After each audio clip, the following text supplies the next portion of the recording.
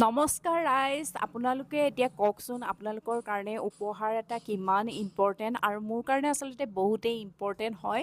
আৰু যেতিয়া আনে পঠিয়ায় আৰু সেই উপহাৰটো লাগিলে সৰুৱে হওক বা ডাঙৰেই হওক, মোৰ কাৰণে খুবেই ইম্পৰ্টেণ্ট, কাৰণ তেওঁলোকে মৰমত দি পঠায়। আৰু আজিও মোলৈ এটা গিফ্ট দি পঠাইছে আছাম প্ৰিণ্টৰ পৰা, আৰু এটা ষ্টাৰ গাৰ্ল।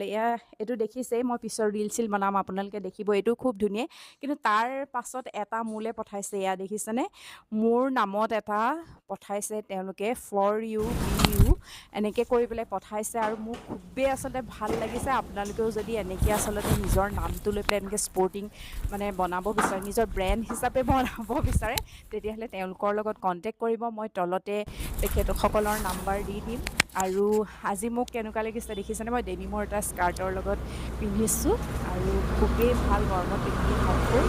আৰু যদি আপোনালোকক লাগে তেনেহ'লে কণ্টেক্ট কৰিব। Bye bye.